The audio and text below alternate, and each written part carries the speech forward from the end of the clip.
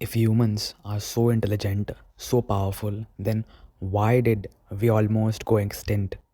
Who? The fucking nobody?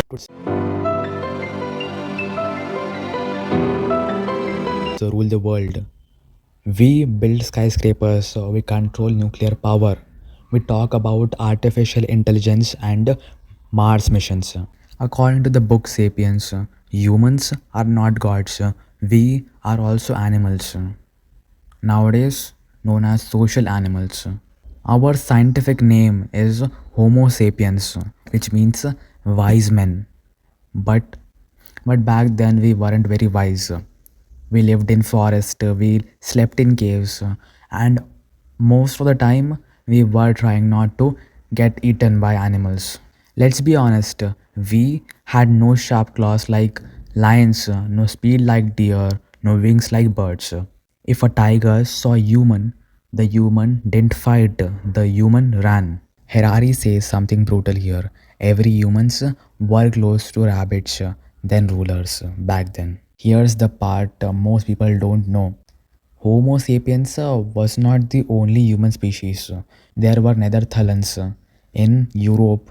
There were Homo erectus in Asia. There were other human species living at the same time as us. We were sharing the planet with our cousins. And now comes the real question. If there were many human species and some of them were stronger than us, and then why we here today and not them? It's not about the brain size, as they do had large brains. Neither it was about the strength, as Netherlands were more stronger than us.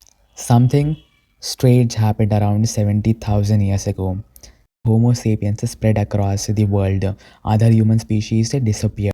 Art, culture, complex behaviors appeared, and this moment is called cognitive revolution. According to Sapiens, humans didn't conquer the world because they were the strongest.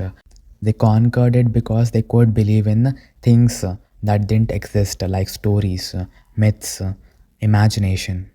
This absurd idea comes from Sapiens by Yuval Harari. Some scientific reasons of Homo sapiens getting chance of better survival were social and cognitive edge.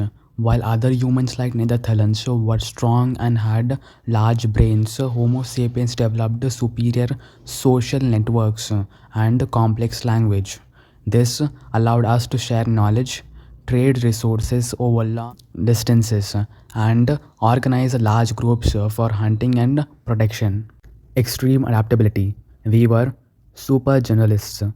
We invented specialized tools like sieving needles for warm clothing and ranged weapons like spears that allowed us to thrive in every environment from tropical jungles to ice age.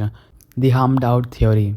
We didn't just fight our cousins, which we interbreeded with them. Most people today carry about 2% of Netherlands DNA, meaning they didn't entirely disappear, they partially absorbed into our much larger population. Competitive exclusion.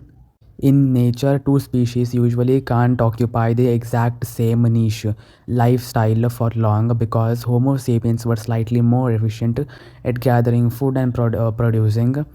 We slowly outcompeted other human groups for the same territory until they faded away. And if you are interested about knowing the how gossips and stories created civilizations, do subscribe the channel and stay tuned.